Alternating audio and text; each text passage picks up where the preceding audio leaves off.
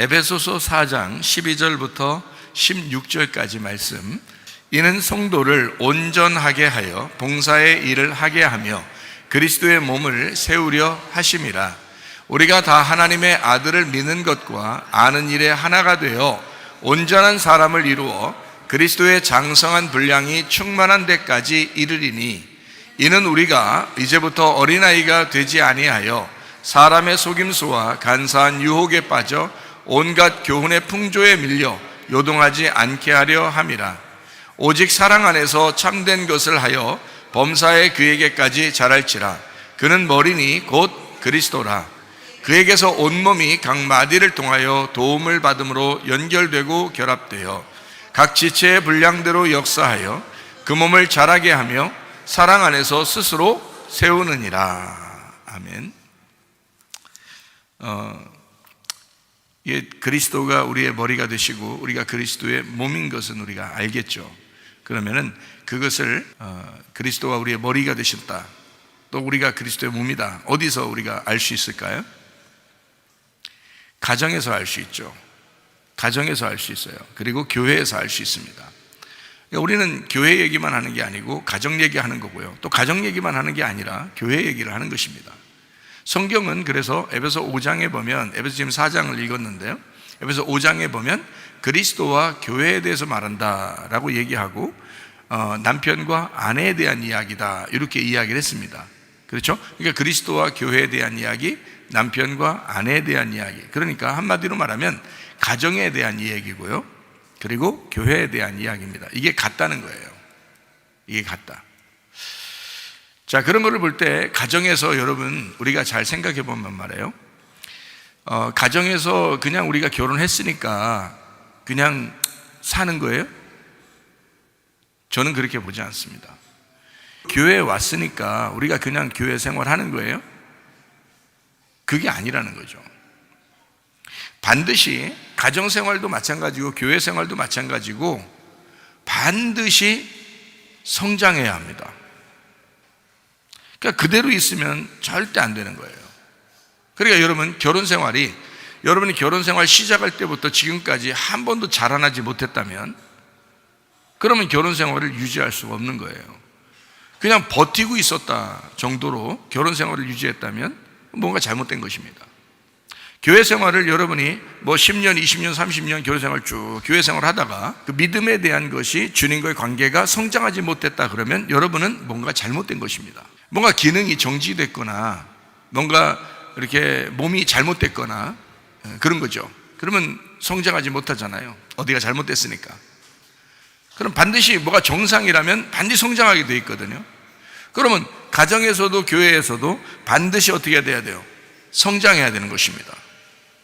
성장이 없으면 죽은 거예요. 그러니까 몸이 죽었다 그러면 성장하지 못하겠죠. 마찬가지로 그리스도와 교회의 관계가, 또 가정에서 남편과 아내의 관계가 반드시 시작과 끝에서 반드시 성장하는 관계가 되어야 된다는 거예요. 그냥 처음에 그냥 결혼했으니까 우리 그냥 어쩔 수 없이 산다, 이게 아니라 계속 성장하는 관계를 가져야 된다는 거예요. 그걸 특징으로 해야 된다는 거죠. 그러니까 저는 그리스도가 우리에게 오셔서 우리의 머리가 되신 것은 우리 몸이 자라게 하려고 그러는 거예요. 그리스도의 분량에까지 우리가 자라게 하려고 주님이 우리에게 머리가 되신다는 거거든요. 그럼 그게 어디에? 교회예요. 그럼 그 교회는 뭐예요? 가정이에요. 가정에서 이루는 거라고요. 작은 단위에서는 가정에서 이루는 거고 큰 단위에서는 교회에서 이루는 것입니다.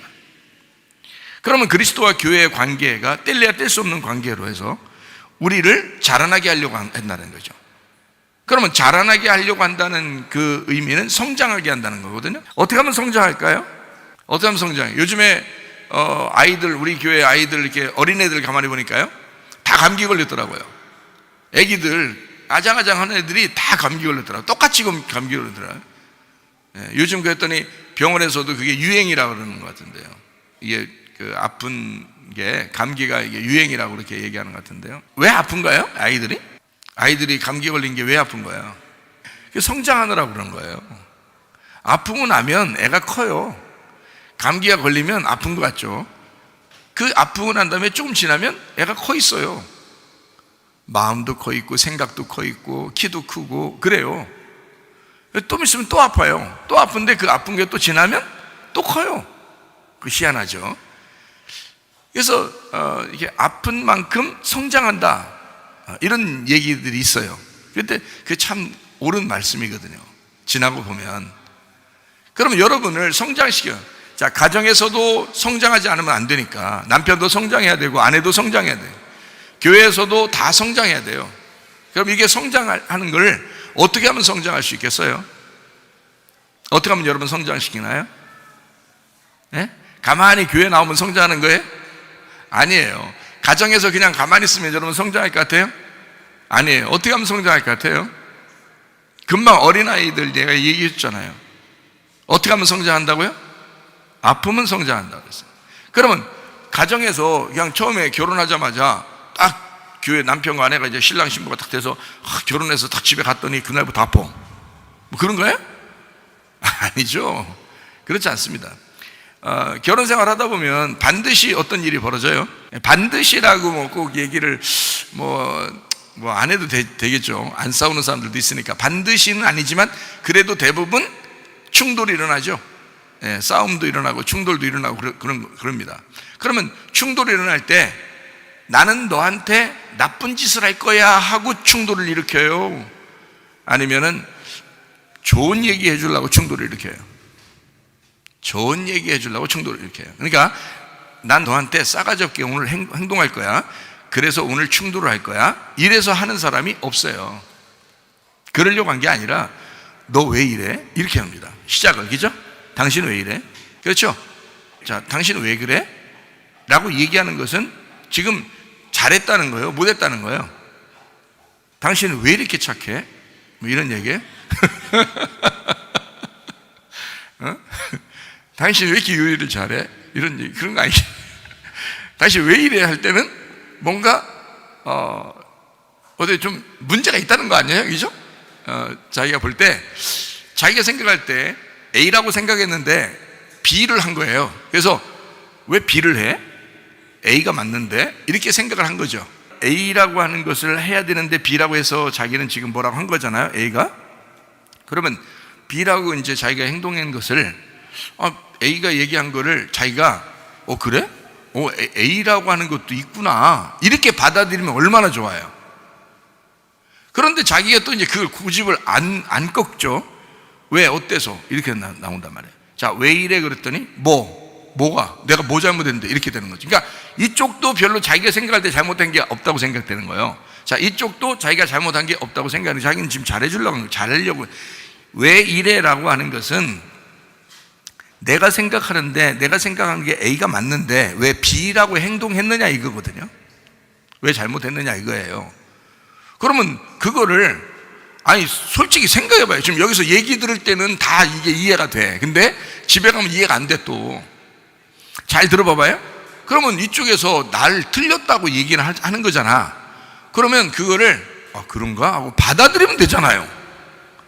그거를 받아들이면, 그 충고를 받아들이면서 내가 어떻게 되겠어요? 찔리죠. 찔리니까 그 찔린 만큼 아프죠. 내가 틀렸구나. 왜 날 틀렸다고 이렇게 지적하지? 기분이 좀 안 좋죠. 그런데 그걸 통해서 이렇게 생각하는 사람도 있구나, 그걸 받아들이면 어떻게 돼요? 이 사람이 성장하게 되겠죠.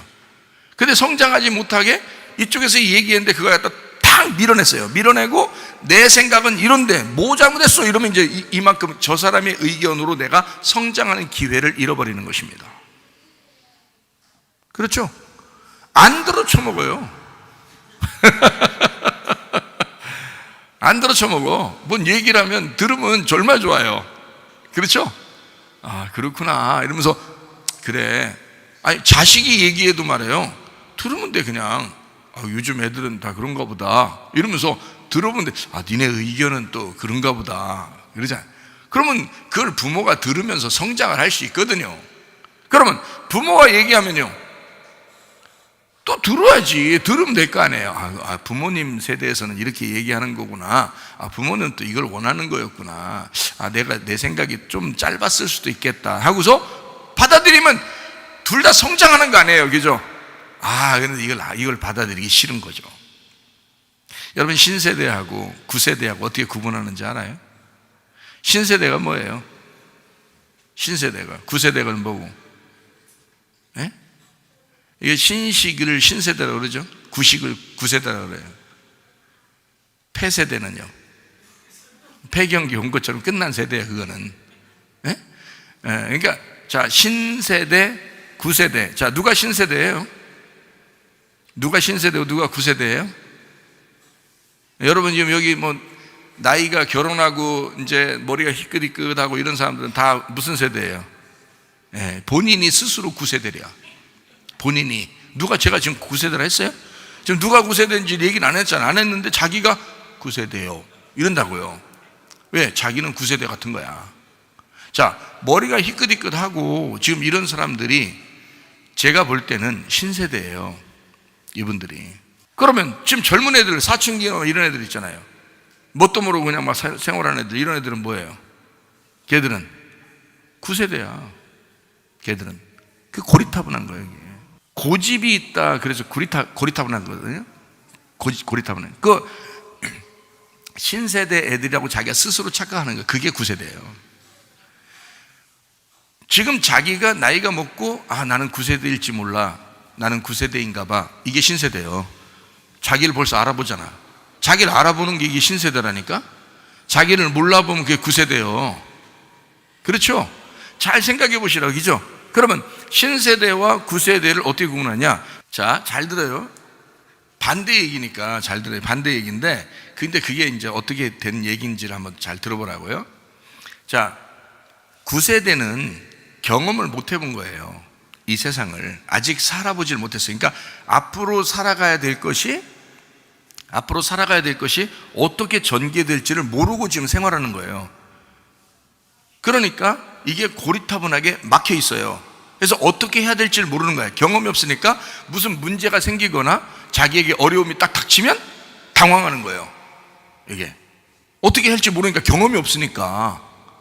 그런 걸 뭐라 그러냐면 꽉 막힌 구세대라 그러는 거예요. 그러면 신세대는 뭐냐? 뭘 어떻게 되겠지, 이럽니다. 이 어떻게 되겠지가 왜 그러냐? 경험을 해보니까, 이제까지 살아보니까 어떻게 되고 이렇게 되는 거. 그냥 그게 어떻게 헤쳐나갈 길을 안다는 거예요. 어떻게 하면 마음 편안하고 어떻게 하면 살아갈 방법을 알았다는 얘기야. 그거 뭐라 그래? 신세대야. 새로운 세대라 이 말이야. 이게 점점 경험을 할수록 자기가 깨진 거예요. 그래서 어떻게 생활하는지가 열린 거야. 이게 다시 말하면 성장한 거라 이 말입니다. 성장했다. 근데 어떤 사람은 성장하지 못해요. 그냥 그대로 있어. 성장하지 못해서 결혼 생활도 내내 그냥 그렇게 생활하는 거예요. 또 내내 치킨 얘기를 했네. 그러니까 결혼 시작할 때부터 계속 치킨만 먹어, 둘이. 계속 그렇게 살아. 근데 어떤 사람은 막 성장을 해요. 피자도 먹고 햄버거도 먹고 밥도 먹고 막 된장국도 먹고 콩나물도 같이 먹고 이러면서 막 천사와 같이 먹는다고 생각을 해요. 자, 어떤 사람이 자기를 사랑하는 거예요? 여러분, 아내와 남편 둘이 결혼할 때 너무너무 사랑했기 때문에 결혼한 거예요. 그렇죠? 그리스도와 우리가 너무 사랑하기 때문에 결혼한 거예요. 그러면 진짜 사랑한다면 여러분, 어떤 마음을 가져야 진짜 사랑하는 거예요? 사람들이 잘 모르더라고. 어떻게 사랑하는 건지, 어떤 마음 가지고 사랑하는 건지 잘 모르더라고. 어떤 마음을 가지고 사랑하는 거냐면요, 이 속에서 질투심이 많아야 사랑하는 거예요. 질투심이 많아야 그게 사랑하는 거예요. 질투를 할 수 있을 만큼 이 속에서 복받쳐 올라와야 그게 사랑이거든요. 그게, 난 성경을 보니까 성경에서 하나님이 그런 사랑을 가졌더라고요. 그래서 하나님은 질투하시는 하나님이다, 이렇게 말하신 거예요. 자기는 사랑을 안 뺏기겠다는 거예요. 자기는 그 사랑을 안 뺏기겠다는 거야. 그게 질투의 사랑이에요. 하나님의 질투의 사랑. 그 질투를 다른 말로 말하면 열심이라고 그럽니다. 하나님은 열심이 있는 사랑이다. 열심히 사랑하는 거예요. 가정에서도 교회에서도 주님과 나와의 관계, 가정에서는 남편과 아내의 관계, 이것이 질투의 사랑을 가지고 있다. 그러면 서로가 어떻게 하겠어요? 받아들이겠죠. 무슨 얘기를 해도 받아들이는 거예요. 질투의 사랑을 가지고 있습니다.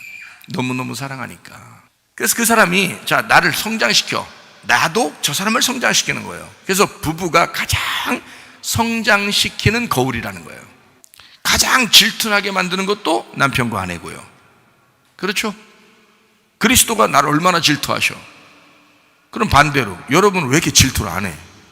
그리스도를 안 사랑한다는 얘기예요.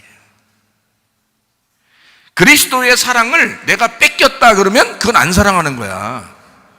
그리스도의 사랑을 내가 독점해 올 수 있어야죠.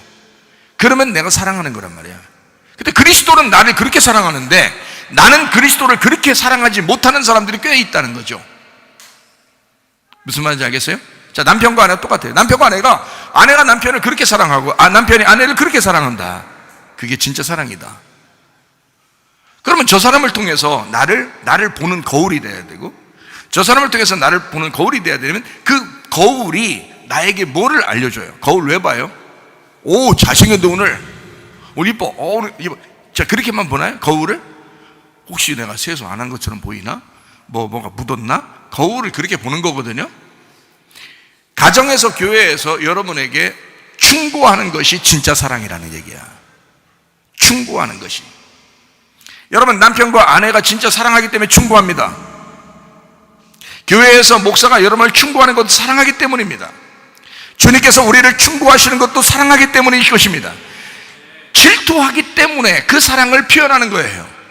주님께서 자, 너희가 왜 나만 사랑하지 못하느냐라는 얘기예요. 그걸 계속 쫓아내면서 얘기한다고 생각하면 우리가 그 예수님을 정말 귀찮아하겠냐고요. 귀찮아할 만큼 그렇게 쫓아내면서 우리를 네가 나만 사랑해야 되는데 라고 계속 얘기한다면 그 주님의 사랑이란 말이에요. 주님의 질투라고요. 주님의 열심이라고요. 그게 남편과 아내는 그렇게 사랑해야 하는 것입니다. 그렇게 사랑하겠다고 결심하고서 결혼을 시작해요. 결혼 시작하고서 어디서 그런 사랑이 있었는지 내팽개치고 대충 살아요. 그건 아니잖아. 그건 아니잖아. 실제로 충고할 수 있는 사람, 그게 사랑이에요. 가만히 생각해 보니까 충고는 누가 했다 봤더니 가족들이 합니다. 가족들이. 다른 사람들이 충고하기가 쉽지가 않아요. 뭐 아빠 뭐 잘못 뭐 이런 거인가 이런 잘못 생각했어 이렇게 하면 안 돼. 그거요 자녀들이 아빠한테 얘기해요. 왜 그럴까요? 다른 사람들이 아빠한테 감히 얘기할 수 있을까요? 목사한테? 못해요. 근데 우리 자녀들은 해요. 왜? 아빠가 더 좋은 아빠 되게 하기 위해서. 그렇죠? 아빠 좋은 아빠인데 더 좋은 아빠 되려면 이렇게 해야 돼. 그렇게. 그럼 아빠는 뭐야? 다른 왜야? 이렇게 안 한다고요. 저는 그냥 받아들인다고요. 듣는다고 그냥. 아 그래? 아빠 고칠게. 웃으면서 고친다고.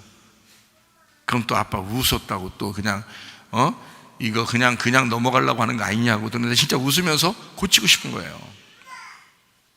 그러면 자녀들에 대해서 누가 얘기해 줘요? 아빠가 얘기해 주는 거예요. 자녀들에 대해서 아빠가 얘기해 준다고요. 왜? 다른 사람들한테 그렇게 우리 교회에 있는 청년들이나 학생들은 뭐 좀 제가 뭐 혼내기도 하고 얘기도 하고 그러지만 다른데 어디 가서 내가 지나다니는 사람들 불러다 놓고 너 이렇게 얘기 안 합니다. 네, 큰일 나요. 요즘 그렇게 하면 큰일 나. 그렇게 안 해요. 자식에게만 하는 거예요. 그렇게 충고하는 거예요. 그럼 그 자식이 그 충고를 받아들이면 어떻게 해요? 거울을 보는 것과 같죠? 그 충고를 받아들이면 성장하는 것입니다.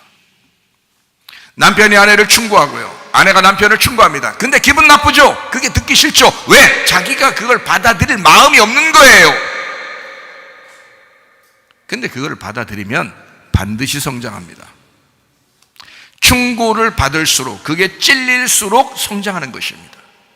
그러니까 자꾸 충고를 받으시라는 거야. 충고를 받으시라는 거야. 말씀으로도 충고를 받으시라는 거예요.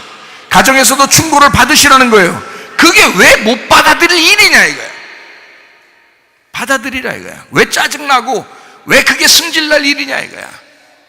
받아들이면 되는 거 아니냐. 뭐가 그렇게 어렵냐 그게. 그게 힘들지만 그런 과정을 통해서 성장해야 한다면, 어린아이가 감기가 걸려서 그 다음에 또 성장해야 한다면 그 감기는 걸려줘야 된다는 얘기입니다. 마찬가지로 남편과 아내가 그리스도와 우리가 충고하기 시작하면 그 충고를 받아들여야 된다면, 그래야 성장해야 된다면 받아들이라 이 말이에요. 그러면 아프지만 성장한다. 결혼 생활이 성장하지 못하기 때문에 맨날 치킨만 먹고 앉아있다. 내내 똑같다. 네? 그렇게 앉아있다.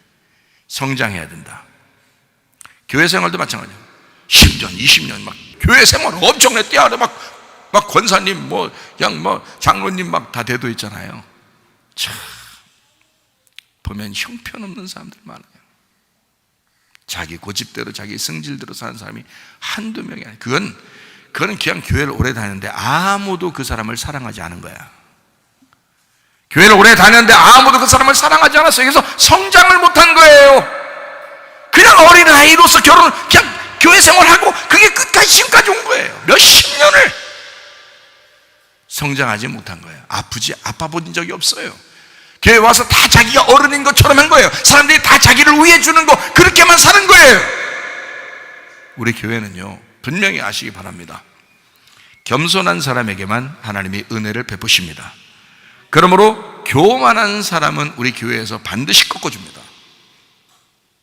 나이에 불문하고 교만한 사람은 반드시 꺾어줍니다. 제가 살아있는 한. 물론 내가 먼저 주님을 만나러 갈지라도 여러분은 그렇게 충고를 받으셔야 되고, 여러분은 그렇게 교만하지 말고 계속 꺾어서 겸손한 사람이 되면 은혜를 받는다. 베드로전서 5장 5절에 말씀하고 있는 내용이죠. 그러니까 반드시 충고를 받아라. 그리고 성장하는 삶을 살아봐라. 그러면 여러분에게 큰 유익이 될 것이다. 자, 결혼이라고 하는 걸 제가 가만히 생각해 보니까 말이에요, 넘어가는 생활이더라고요. 이게 넘어간다. 교회 생활도 보니까 이게 넘어가는 생활이더라는 거예요. 제가 이렇게 보니까. 그러니까 이런 거를 경험상 다 이렇게 경험하고 아는 사람은요, 이런 걸 신세대라 그러는 거야. 지금 새로운 세대다 그 말이야. 근데 이런 경험들이 없고 이걸 잘 모르면 그건 구세대예요. 아직 모르는 거니까. 아직 모르니까 옛날에 치우쳐 있는 거야. 어린아이에 치우쳐 있는 거야. 그걸 구세대라 그러는 거야. 뭣도 모르니까. 그러면 이런 걸 경험만 잘 생각해 봐요. 성경을 보면 애굽에 있었던 이스라엘 백성들이 어디로 나오죠? 광야로 나옵니다. 광야로 나오고 광야에 있었던 이스라엘 백성들이 어디로 가요?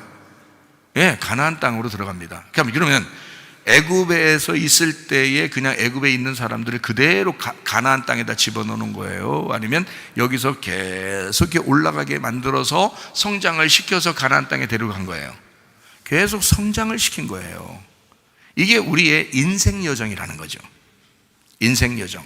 그러면 이 인생 여정에서 우리는 이 인생 여정이 우리에게 사실 전부가 되는 것은 언제냐면, 결혼은 20대에 하지만 나머지 죽을 때까지의 평생 한 6, 70년, 80년을 결혼 생활로 합니다. 그렇죠? 그러니까 처음 철 없을 때에 그냥 처녀 총각 때의 생활은 한 20몇 년밖에 안 돼요. 그리고 나머지는 엄청난 6, 70년, 80년을 세상에 이게 이제 진짜 생활인 거예요. 그러니까 여자 잘 만나야 되고 남자 잘 만나야 돼. 그렇죠? 평생을 자기 생활해야 되니까. 이거 20년 동안 이제까지 사는 거하고는 아무것도 안 해요. 그러니까 이 생활을, 이 모든 여정을 있잖아요, 그냥 우리가 태어났기 때문에 그냥 올라가는 게 아니에요. 계속 그 과정을 밟아 올라가는 거예요. 그 과정을 계속 밟아 올라가는, 그래서 성장해야 되는 거예요. 계속 성장해 올라가는 거예요. 오늘도 이걸 깨달았구나. 오늘도 이걸 깨달았네. 이걸 내가 잘 몰랐는데 오늘 또 이걸 알았네 하면서 점점점 올라가는 거예요. 계속 배워가는 거예요. 그래서 결혼 생활도 계속 배워가는 거예요. 교회 생활도 계속 배워가는 거예요. 그리스도의 장성한 분량이 충만할 때까지 계속 성장해가는 거예요. 계속 자라나야 되는 거거든요. 그럼 그리스도의 장성한 분량이 언제예요? 그리스도의 장성한 분량, 가장 이 땅에서 가장 나이가 최고 그리스도의 장성한 분량이 딱 됐을 때 예수님 어떻게 했나요? 죽으셨잖아요. 그러니까 언제까지로 올라가야 된다는 거야? 그리스도가 죽을 때까지 가는 것이 그게 성장이라는 거예요. 그리스도가 죽을 때가 가장 장성한 분량이에요. 그때까지 우리가 올라가는 걸 성장이라고 그런다고요. 그러면 결혼 생활도 그때까지 가야 되는 거고요, 교회 생활도 그때까지 가야 되는 거예요. 이거를 성장이라고 그러는 거라고요.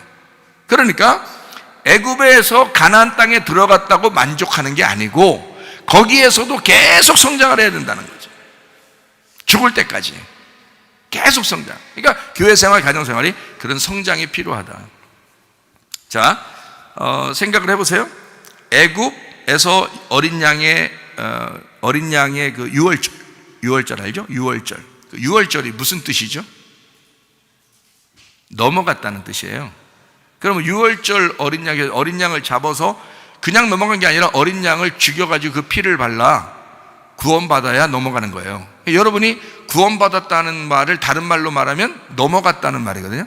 죄의 문이 넘어갔다. 그러니까 죽음이 넘어갔다는 얘기예요. 사망이 넘어갔다. 요거를 유월이라 그래요. 그렇죠? 그러면 그 유월이 그냥 생겼어요? 누군가가 죽어서 생겼어요? 누군가가 죽어서 유월이 된 거예요. 7월, 8월, 9월 이런 유월은 아니에요. 넘어갔다는 유월이에요. 그러니까 누군가가 나를 위해 죽어서 이게 넘어간 것입니다. 그러면 자, 더 성장하지 못하는 어린아이로 가는 넘어간 감입니까? 아니면 성장하는 것으로 넘어가는 거예요? 성장하는 것으로 넘어간 거예요. 무슨 말인지 아시겠죠? 예, 어린 양의 죽음을 통해서, 어린 양을 통해서 넘어갔어요. 넘어갔더니 바로 그냥 일사천리로 가나안 땅까지 다 고속도로가 돼 있나요? 아니면 홍해바다 앞에 딱 버티고 있나요? 홍해바다가 또 딱 버티고 있는 거예요. 이거 뭐 죽겠는 거예요. 뒤에 또 뭐 애굽 그 이집트 군대가 또 쫓아오죠. 바로 군대가 쫓아오고 앞에는 홍해바다고, 이거 어떻게 해요? 진퇴양난이라는 말이 그런 데예요. 앞으로 갈 수도 없고 뒤로 갈 수도 없고 이건 그냥 죽는 거야. 이럴 때 누구를 의지하는 거예요? 하나님을 의지하는 거예요. 하나님 살려주세요. 자기가 할 수 있으면 자기가 하면 되죠. 근데 자기가 할 수 없을 때는 하나님 살려달라고 해야 되는 거예요. 하나님 살려달라는 말은 자기가 지금 죽을 것 같다는 얘기 아니에요. 그죠?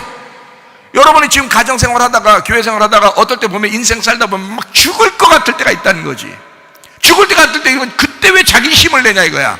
자기 힘을 내지 말고 하나님이 살려주세요라고 해야 된단 말이죠. 하나님 살려주세요. 그러면 거기서 막 하나님 살려주세요 했을 거 아니에요. 앞에 홍해바다 있으니까 하나님 살려주세요 했더니 하나님 살렸어요, 안 살렸어요? 살렸어요. 앞에 홍해바다에다 싹 갈라버렸네. 갈라고 나니까 야, 하나님 놀랍다. 그러고 안 건너갔어요? 놀랍다 하놓고 자기들 가면서 와 좋아서 박수 치고 막 거기서 있다 보면 뒤에서 바로 군대가 있었으니까 쫓아오니까 앞에 안 건너가고 그냥 있으면 어떻게 해? 이거 죽여요, 살려? 이거 죽여버리지. 그러니까 앞에 홍해바다를 열어주니까 어떻게 됐어요? 홍해바다를 열어주니까 이 사람이 어떻게 해? 이스라엘 백성들이 그걸 넘어가잖아요. 건너가잖아. 이게 우리 신앙생활이라는 거야. 이게 우리 결혼생활이라는 거예요. 결혼생활도 신앙생활도 똑같이, 교회생활과 가정생활 똑같은데 이걸 안 하는 거예요. 성장하려고 하지 않는 거예요. 배우려고 하지 않는 거예요. 그 아내에 대해서 배우려고 하지 않는 거예요. 남편에 대해서 배우려고 하지 않는 거예요. 그러니까 계속 그 자리인 거야. 모르겠으니까. 뭐 죽을 때 되면 안다나? 죽을 때까지도 몰라요. 남자가 여자하고 반대인데, 플러스 마이너스처럼 이렇게 반대인데 죽을 때가 된다고 마이너스가 플러스 돼요? 플러스가 마이너스 되고 죽을 때 된다고 되는 게 아니에요. 이게 죽을 때까지 모르는 거예요. 이거를 그만큼 모르는 거예요. 그래서 그 마이너스에 대해서 뭐라고 얘기하냐면 마이너스를 설명해 달라는 거야. 플러스에 대해서 설명해 달라는 거야. 자, 남편에 대해서 아내가 남편에게 당신에 대해서 설명해 달라는 거야. 그래서 알겠다는 거야. 자기가 남자는 아니지만 남자는 어떤 거냐라고 설명해 달라는 거예요. 배우려고. 왜 내가 너한테 설명해야 되는데 배우려고 그래. 난 당신 사랑하는데 당신을 모르겠으니까 알려고 그러는 거야. 점점 더 알아가려고. 그럼 남편은 이제 아내에 대해서 그렇게 해야 되겠죠? 당신에 대해서 설명해 줘. 내가 점점 더 알아갈게. 당신을 알고 싶어. 나 진짜 알고 싶어? 당신은 나의 천사요. 당신은 나의 거울이고 당신은 나를 유일하게 충고해 줄 수 있는 나의 사랑이거든. 야, 너무 내 말을 하고서도 너무 아름답네. 말하고 나서도 보니까 이 말이 이게 보통 나온 게 아니네 이게. 아, 당신은 그런 사람이야. 난 정말 당신을 알고 싶어. 그러면요, 여자가 얼마나 행복하겠어요. 여자가 얼마나 행복하겠어요. 나를 천사로 봐주다니. 오늘도 난 천사와 커피를 마셨어. 난 오늘 천사와 된장국을 먹었네. 좀 안 어울리나? 나는 오늘 천사와 피자를 같이 먹었네. 얼마나 좋아요. 자, 아내가 천사 같으면 남편이 천사하고 사는 거야. 아내를 볼 때마다 마귀 같으면요, 이거 맨날 집에 가면 맨날 지옥이야. 맨날 불만 없지 지옥이야. 맨날 지옥에 사는 거야. 뭐 어떻게 살아 그걸. 무슨 말인지 알겠어요? 자, 당신은 나의 천사요, 나는 당신을 사랑하기 때문에 당신을 깊이 알고 싶어요. 얼마나 좋은 말이에요, 그죠? 이게 왜 알려고 그러는데요? 난 당신을 사랑하고 난 당신에게 계속 성장하는 남편이 되고 싶어서 그래. 나는 당신을 점점 더 알아가는 그런 남편이 되고 싶어서 그래. 나는 당신에게 더 완벽한 남편이 되고 싶어서 그래. 사랑하니까. 야, 이거 진짜 좋은 얘기죠. 그렇게 알아간다면 얼마나 아름다운 가정. 이거 실패하지 않는 가정생활 되겠죠? 그런데 이미 실패를 해버리는 가정생활을 벌써 나이가 많이 먹었다 이 말이에요. 뭣도 모르고 생활하다가 나이가 벌써 먹어버렸다는 거예요. 지금 가장 늦었다고 할 때가 가장 빠른 시간이니 오늘부터 시작해서 아름다운 가정생활들을 만들어 가시기를 바랍니다. 예, 아름다운 교회생활, 아름다운 가정생활, 이건 어떻게 해야지 이루어진다고? 알아가야 된다고, 배워야 된다고, 계속 성장해야 된다고. 자, 홍해바다가 열렸으니 그냥 있어야 된다, 넘어가야 된다.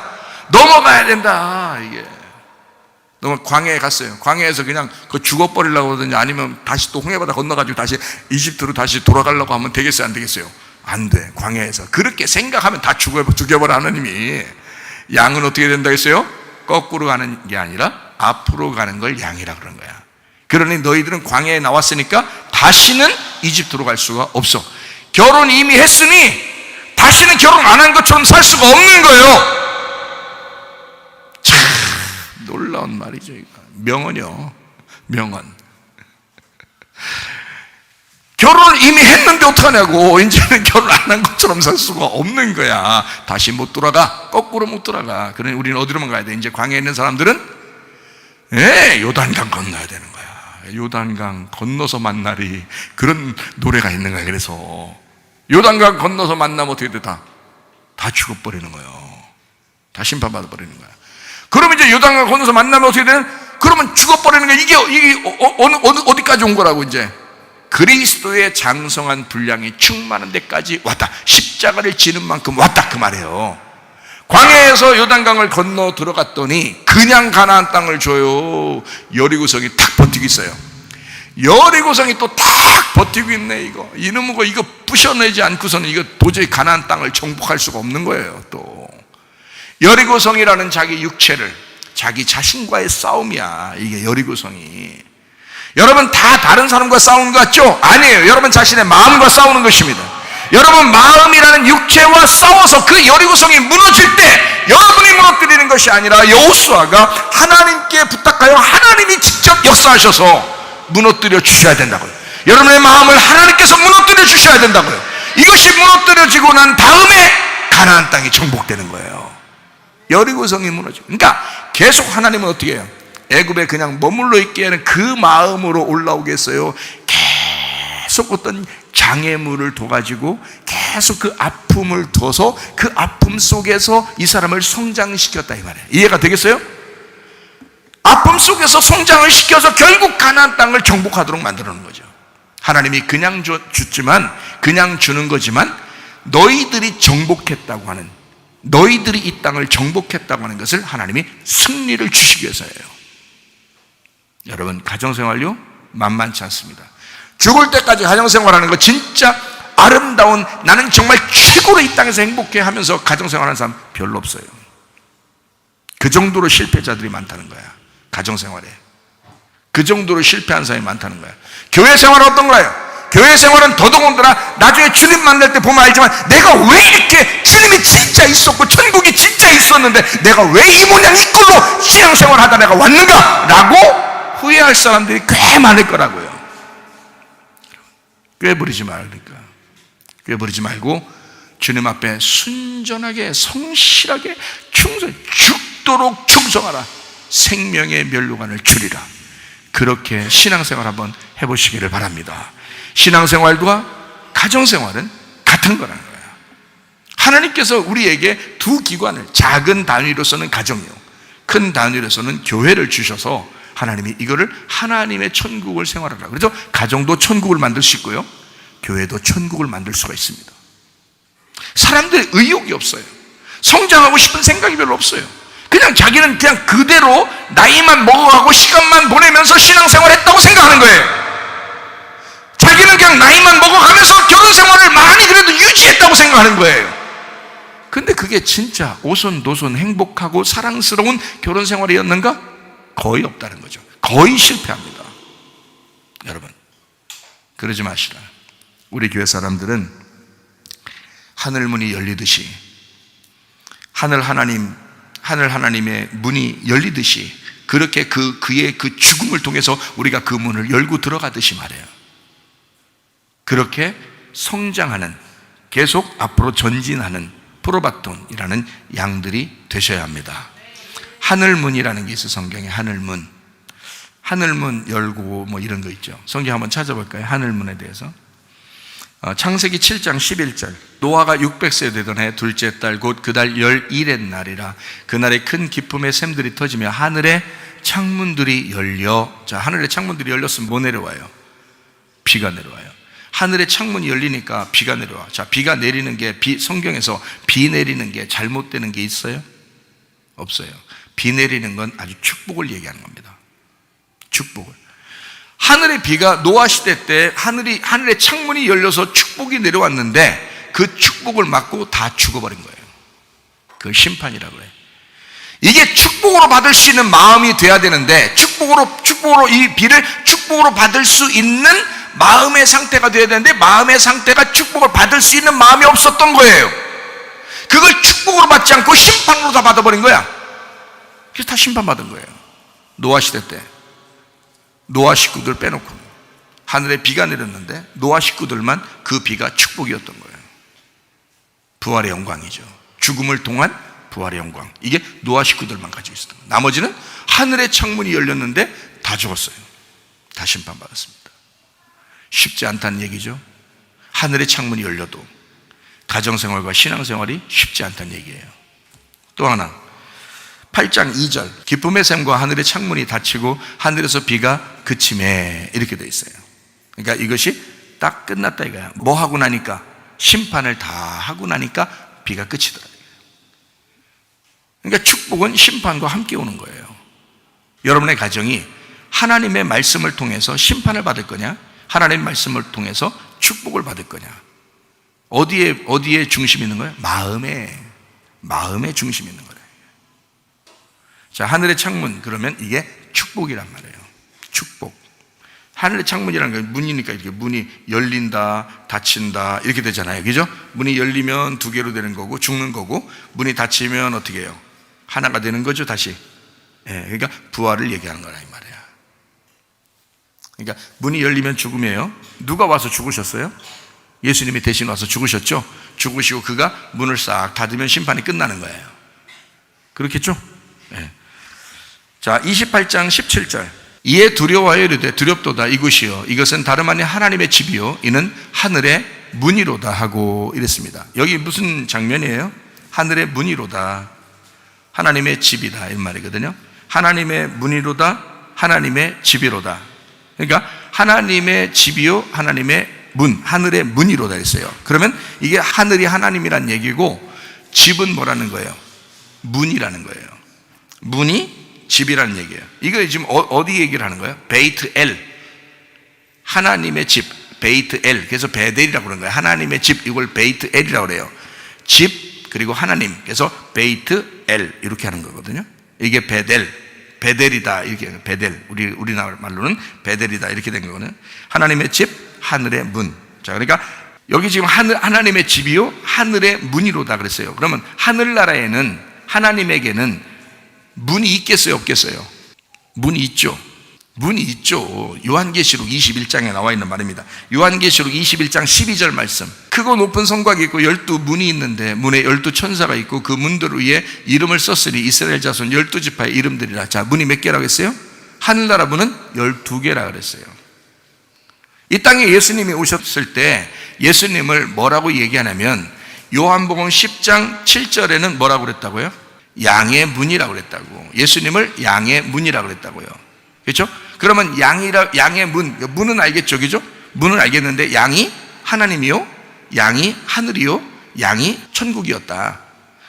무슨 말인지 알겠어요? 그럼 양의 문이 예수님이라는 얘기야. 그러니까 그 문은 깨뜨려져야 된다는 거지. 그래서 문을 깨뜨리고 들어오라는 거야. 그래서 예수님이 죽으셔야지 너희가 들어올 수 있다는 거야.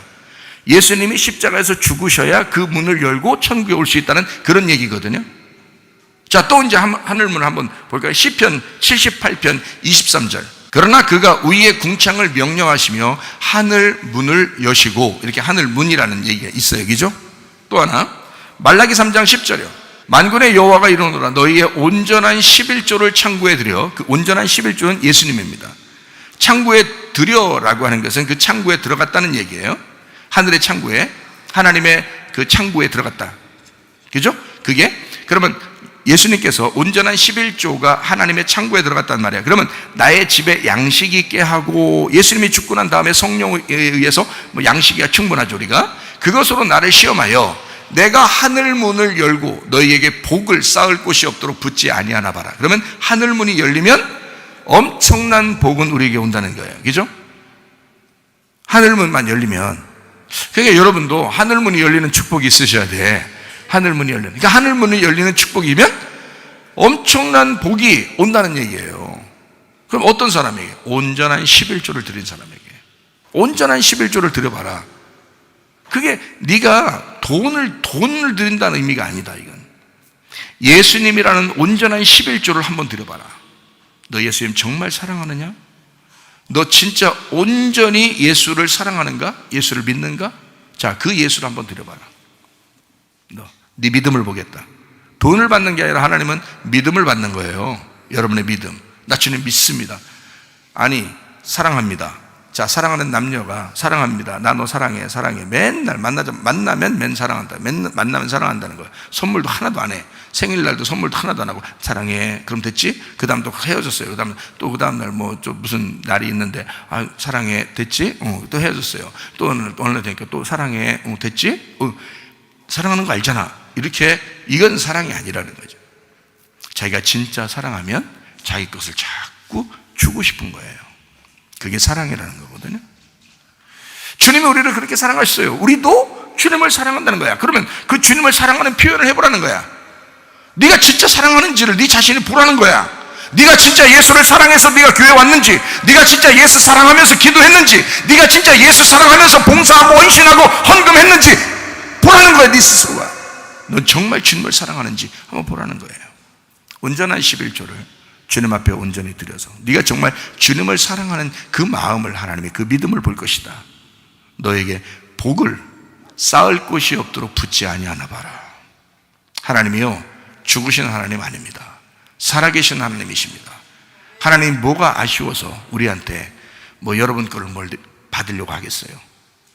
그런 거 아닙니다. 하나님은 여러분에게 더 많은 것을 주고 싶어 하셔요. 그게 하나님이십니다. 자, 요한계시록 4장 1절. 2일 후에 내가 보니 하늘에 열린 문이 있는데 내가 들은 바 처음에 내게 말하던 나팔소리 같은 그 음성이 이르되 이리로 올라와라. 이후에 마땅히 일어날 일들을 내가 네게 보이리라 하시더라. 하늘에 열린 문이 있더니 거기로 데려가는 거예요. 그리고 보여주시는 거예요. 하늘에 열린 문이 생겼다. 열렸다 이게. 자, 그러면 여러분, 우리는 이제 하늘문을 아셔야 되겠죠, 그죠? 그리고 이게 열린다는 걸 알아야 되겠죠, 그죠? 어떻게 이게 하늘문이 뭐고 이게 열린다는 거야. 하늘문이 그럼 뭘까? 하늘문이 문이 열려야 되잖아요. 그러니까 지금 계속 얘기했잖아. 그러니까 문이 열려야 된다. 그 문이 뭘까? 누구를까? 예수님이에요. 하늘 문이 예수님이라고요.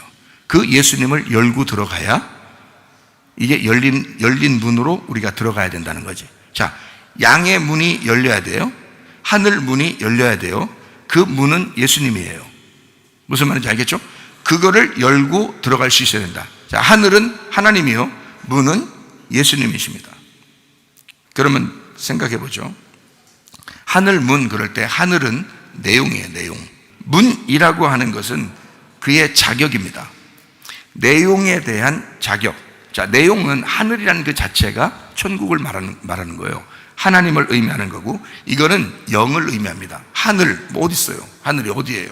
우리가 보이는 하늘을 얘기하는 게 아니거든요. 성경에서는 보이지 않는 하늘을 얘기하는 거잖아요. 그게 영을 얘기하는 겁니다. 영. 그러면 문이라는 건 어떻게 해요? 문이라는 건 보이는 거예요. 보여야 되는 거예요. 그래야 이걸 깨뜨리죠. 이걸 열고 들어가죠. 그래서 하늘은 영적인 것이고 문은 육체적인 것이다.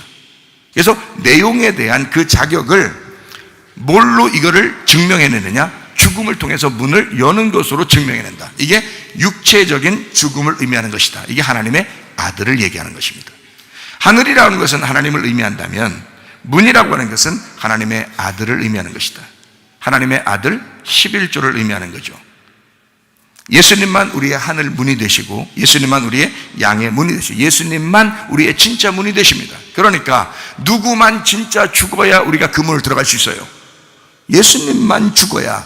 다른 사람이 죽어도 우리는 그 문에 들어갈 수가 없어요. 예수님만 죽어야 그 안에 우리가 들어갈 수 있다. 천국이라는 것을. 그럼 문이 보통 우리가 알 때 어떻게 문이 되어 있냐면, 아까 뭐라 했어요? 문을 열어서 넘어간다는 거죠. 그죠? 문을 열어야 들어갈 거 아니에요. 그러면 6월절 어린 양의 피로 죽었어요. 그러니까 이게 넘어가죠. 넘어갔어요. 그럼 홍해바다가 있죠. 홍해바다 또 갈라져야 돼요. 그래서 그걸 또 넘어가야 됩니다. 그죠? 그럼 광야에 있어요. 그럼 그대로 있는 게 아니라 요단강이 열려야 또 넘어가는 것입니다. 그러면 계속 뭔가 죽어야 열려서 들어가고 죽어야 열려서 들어가는 거예요. 그러면 계속 문이 열려야 들어가는 거고 문이 열려야 들어가는 거잖아요. 계속. 그럼 이게 뭐였어요? 홍해바다도 하늘문이었고요. 그죠? 예, 요단강도 하늘문이었다 이 말이야. 우리 양들을 위해서 양들을 위한 양의 문이 됐다는 거죠. 홍해바다도 양의 문이요, 요단강도 양의 문이었던 거죠. 굳게 문이 닫혀 있었던 가나안 땅에 들어가던 여리고성도 양의 문이었단 말이에요. 문은 어떻게 된다고요? 깨져야 된다고요. 문은 깨져야. 그래서 여리고성을 다 깨뜨려버리는 겁니다. 그걸 파괴해야 그 너머에 들어가는 가나안 땅을 정복에 들어갈 수 있으니까 이 문이 깨져야 된단 말이야. 아, 성경이 그렇게 돼 있었구나. 그러면 이제 좀 아시겠죠? 가정생활과 교회생활은 반드시 예수를 차지하는, 천국을 차지하는, 천국 생활하려고 하나님께서 만들어 놓으신 하나님의 놀라운 기관이 가정과 교회인데, 이 기관들은 반드시 우리가 넘어가야, 예수라는 죽음을 통해서 넘어가야 누릴 수 있는 것이었다는 얘기예요.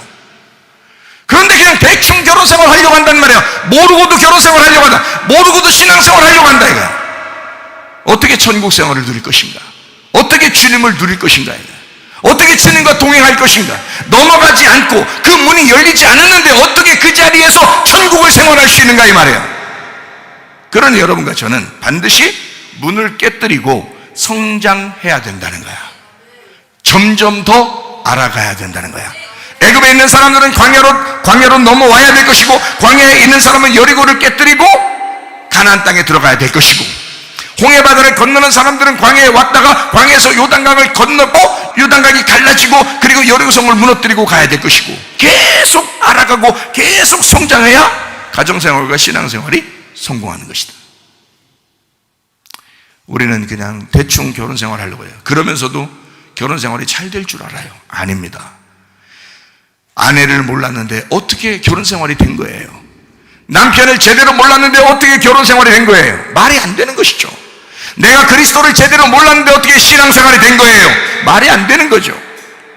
그리스도가 나를 제대로 알아야, 그래야 그리스도의 생활이 행복한 거죠. 내가 그리스도를 알면 알수록 행복하겠죠. 가정에서 남편과 아내가 서로 알아가면 알아갈수록, 성장하면 성장할수록 그 가정은 튼튼해집니다. 그리스도의 기둥 아래 잘 세워진 가정들이 될 것입니다. 나는 여러분이 가정도 또 교회도 이런 신앙생활이 온전하게 준비된 믿음의 사람들이 되기를 소망하는 거죠. 목사로서 양심상 진짜 이렇게 돼야 된다. 이 마지막 때가 되면 누가 우리의 믿음을 지켜줄 것이냐, 누가 우리를 위로해주고 누가 우리를 세워줄 것이냐. 가정입니다. 교회입니다. 서로 믿음 생활을 세워줘야 살아남는 거예요. 주님 나라에 갈 때까지 믿음이 막 흔들리는 사람들 얼마나 많았겠어요. 중간중간 자기가 중지하고 중간중간 넘어지고 이런 사람이 얼마나 많겠어요. 그러나 프로바톤처럼 양처럼 계속 앞으로 전진을, 힘들지만 계속 머물러 있지 않고 계속 애굽에서 광야로, 광야에서 가나안 땅으로 계속 전진해 나가는 그런 사람, 이런 믿음 생활들이 성공해야 가정도 교회도 승리할 수가 있다. 믿음 생활을 유지할 수가 있다. 자, 무슨 말인지 아시겠죠? 신앙생활이라고 하는 건 그냥 갑자기 주어지는 게 아니에요. 갑자기 가정생활이 그냥 다 잘 되는 거 아닙니다. 만들어가는 거예요. 하나님도 우리를 만들어 가십니다. 그냥 창조했으니까 끝 이렇게 안 해요.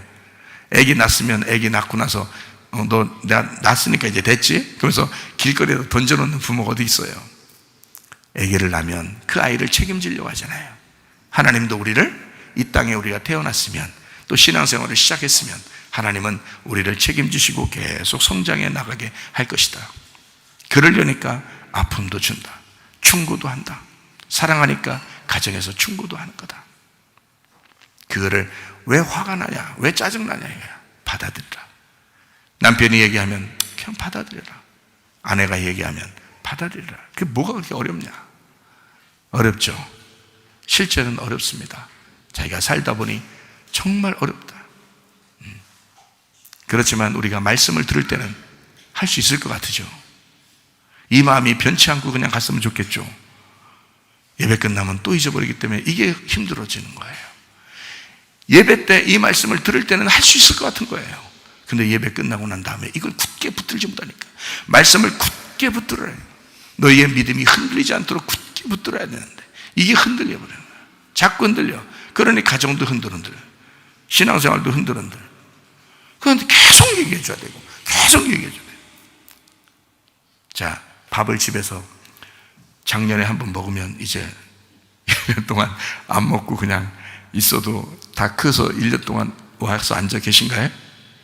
아니죠. 밥 몇 번 먹어야 하루에 2번 먹어야 더 건강하다는데 3번씩 먹는 사람이 있어요. 어떤 사람은 그것도 부족해 간식도 먹고 5번씩 먹는 사람도 있다. 어떤 사람들은 왜 이렇게 많이 처먹어요? 왜? 에? 먹으니까 좋더라 이 말이야. 먹으니까 좋더라 이거야. 먹으니까 자기는 먹고 그냥 싸는 것 같았는데 알고 보니까 먹고 싸고 했는데 자기는 크더라 이거야. 에? 마찬가지예요. 하나님 말씀이 다 버려지는 것 같지만 여러분 속에서 자라납니다. 하나님 말씀이 다 버려지지 않습니다. 다 버려지는 것 같지만 또 성장합니다. 여러분이 또 거기에 남는 게 있어요. 그 걸러지는 그 말씀들이 여러분을 또 성장시킵니다. 하나님은 반드시 여러분을 성장시키는 목적을 가지고 우리를 대하십니다. 왜냐하면 우리 보고 천국 생활하라는 거예요. 행복한 생활하라는 거예요. 이 원리를 먼저 깨달은 사람들은 가정생활이 행복한 거예요. 교회 생활이 뭐 어려운 게 아닌 거예요. 교회 생활이 너무 행복한 거예요. 근데 너무 행복해요. 목사님이니까 너무 행복해요. 이렇게 얘기하지. 우리는 아니에요. 이렇게 생각할지 모르지만 여러분 이걸 진짜 깨달아 보세요. 이 말씀을 진짜 깨달아. 그리스도와 나와의 관계를, 남편과 아내와의 관계를 진짜 깨닫게 되면요, 교회 생활이 너무 쉽고 너무 재밌고, 교회 생활이 이거 가정생활만 가서 자기들끼리만 남편 아내인 줄 알고 그리스도와 나와의 남편과 아내의 관계를 별로 잊어버리고 자꾸 자기 집에서만 남편과 아내 그것만 생각하니까 집에서 가면 너무 이건 좀 기억나려고 하는데 주님 오면은 이게 목사님만 그런 것 같아. 그러면 안 된다 이 말이에요. 가정이든 교회든 하나님이 세우신 거예요. 여러분이 세운 거 아닙니다. 하나님이 만들어 주신 가정, 하나님 만들어 주신 교회예요. 그러니 하나님이 성장시켜 주셔야 되는 거야. 하나님이 알게 해 주셔야 되는 거야. 하나님이 세워나가셔야 되는 거야, 여러분. 그러니까 그러니까 자기가 내 거 하다가 다 놓쳐버리는 거예요. 사람들이 내 거 하다가. 그러지 말라는데 주님 것입니다. 주님 우리 가정을 유지해 주셔야 돼요. 주님 우리 교회를 유지해 주셔야 돼요. 그러면요 가정이 튼튼해집니다. 더 사랑하게 되죠. 더 사랑해요. 참 놀라. 제가 어떤 날 기도하니까 하나님 앞에 기도하는데 우리 집사람이 이제 아파서 하나님 앞에 하나님 제가 잘못했습니다. 용서해 주세요. 나 때문에도 아프고 그럴 건데 하나님 잘못했습니다. 하나님 앞에 기도하고 회개하고 그러는데 이게 신경이 많이 쓰이니까 그러잖아요. 그러니까 남편이니까 신경이 많이 쓰인단 말이에요. 그래서 하나님 앞에 막 신경이 많이 이제 쓰이니까 기도를 그렇게 했단 말이에요. 그러니까 우리 하나님이 어느 날 다 응답을 주셔요. 뭐라고 응답 주시냐면, 야, 네가 신경 쓰는 것보다 내가 더 신경 쓰지 않겠냐. 그 말은 맞죠. 그 말은 맞아요. 그러니까 자 봐라, 네가 신경을 안 쓸수록 내가 신경 써줄게. 너 한번 그렇게 할 수 있겠어? 너 나 탁 믿고 한번 할 수 있겠어? 그래요 주님이. 그렇다고 내가 신경 하나도 안 쓰고 막 밥도 안 먹여주고 그런 거 아니고요. 그런 말하는 게 아니야. 하나님과 나와의 관계도 이게, 그러니까 나는 이 가정의 문제를요 항상 하나님께 맡깁니다. 그러니까 하나님이 항상 우선인 거예요. 하나님이 하라는 대로 내가 하려고 그러는 거예요. 그러니까 하나님께서 내가 하나님께 맡기는 거예요. 그리고 하나님 뭐라고 나에게 말씀하시는지. 그러면 이건 내 아내 아니고 주님의 것입니다. 내 아내가 아니라 주님의 아내입니다. 주님의 것입니다. 그래요. 내가 책임지는 것보다야 주님이 책임지는 게 낫죠. 사실은 내가 이 땅에서 신경 하나도 안 쓴다는 게 아니라 항상 제가 잘해주죠. 항상 잘해주고, 연약한 성경엔 연약한 그릇이라 그랬거든요. 여자를 연약한 유리 그릇이라 그랬어요. 여러분 유리 그릇 갖다가 던지고 막 이런 거 봤어요? 밥 여기다 딱 퍼가지고 밥 받아 먹어 이렇게 던지고, 유리 그릇 갖다가 막 설거지할 때도 탁탁탁 막 이렇게 부딪히면서 그렇게 하는 거 봤냐고요. 유리 그릇은요, 제가 유리 그릇 우리 집에 쓰는 거 있거든요. 조심스럽습니다. 너 떨어뜨릴까봐, 또 깨질까봐, 어디 부딪힐까봐 조심스럽습니다. 그 기스 나면은 안 되거든요. 그래서 기스 안 나게 하려고 굉장히 조심스럽게 해요. 그래서 설거지 할 때 다른 철수세미 이런 것도 잘 안 씁니다. 유리그릇은 제가 손으로 직접 이렇게 살살 이렇게 부드럽게 해줍니다. 성경적으로 부드럽게 대해야 돼. 근데 성경에는 성경에서는 연약한 유리그릇이라 이렇게 돼 있어요. 연약한 유리. 그러니까 성경대로 사는 거예요. 성경대로 부드럽게 해주려고. 그렇게. 근데도 저는 주님이 우선해요. 주님한테 먼저 얘기해요. 물어봐요. 주님 어떻게 하면 좋겠습니까?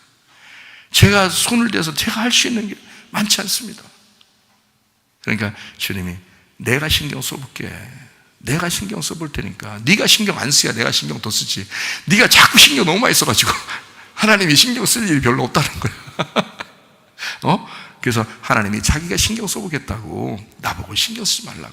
오히려 네가 주의 일을 갖다가 열심히 말씀과 기도에 집중하고 예배와 선교에 집중해서 너 그렇게 그냥 살아라.